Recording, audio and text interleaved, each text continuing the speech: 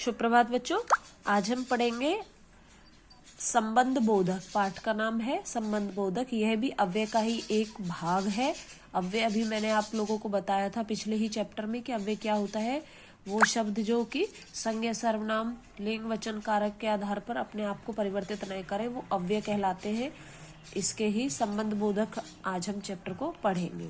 कुछ उदाहरण देखते हैं पहले कि संबंध बोधक है क्या। आज धन के बिना कुछ काम चलना मुश्किल है। तो इसमें संबंध बताया जा रहा है कि धन का और काम चलने का, यानी इन दोनों का संबंध के बिना शब्द से जोड़ा गया है कि आज धन के बिना काम चलना मुश्किल है। रोहित के साथ मत खेलो। खेलने का संबंध रोहित के साथ बताया गया है। और मोहित कार के पास खड़ा है। घर के सामने पार्क है। गाय पेड़ की ओर देख रही है।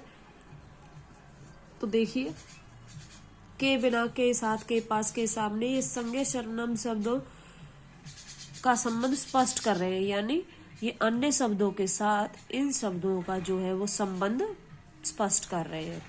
ऐसे ही इन शब्दों को हम संबंध बोधक अव्यय कहते हैं। तो आइए परिभाषा पढ़ते हैं हम।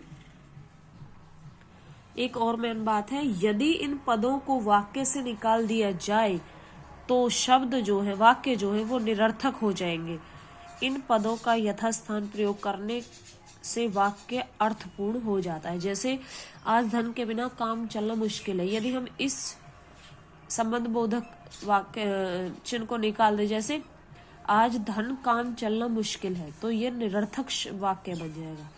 रोहित मत खेलो, ये तो एक सार्थक है लेकिन ये लगी गया है ऐसे।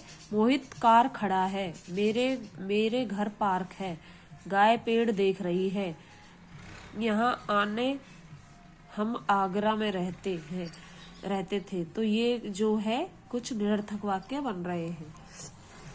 अब देखिए परिभाषा पढ़ते हैं। जो शब्द संज्ञा या सर्वनाम के साथ आकर उनका संबंध वाक्य के अन्य शब्दों के साथ प्रकट करते हैं, जोड़ते हैं, उन्हें संबंध बोधक कहते हैं। अब देखिए इसके अनुसार अर्थ के आधार पर जो संबंध बोधक के उदाहरण भेद बताए गए वो ये 10 हैं। कालवाचक, स्थानवाचक, दिशावाचक, साधनवाचक, विनिमयवाचक, उद्देश्यवाचक, संबंधवाचक, विरोधवाचक, समानतावाचक और व्यक्तिवाचक। जैसे काल के लिए के, आगे के, पीछे के, पश्चात।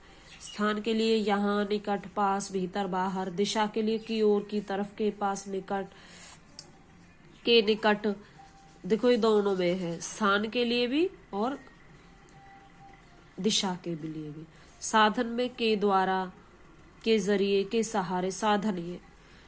विनिमय के बदले, के स्थान पर, यानी अदल बदल करना जिसमें वो होता है। उद्देश्य के वास्ते, के निमित्त, के हेतु, की खातिर आदि।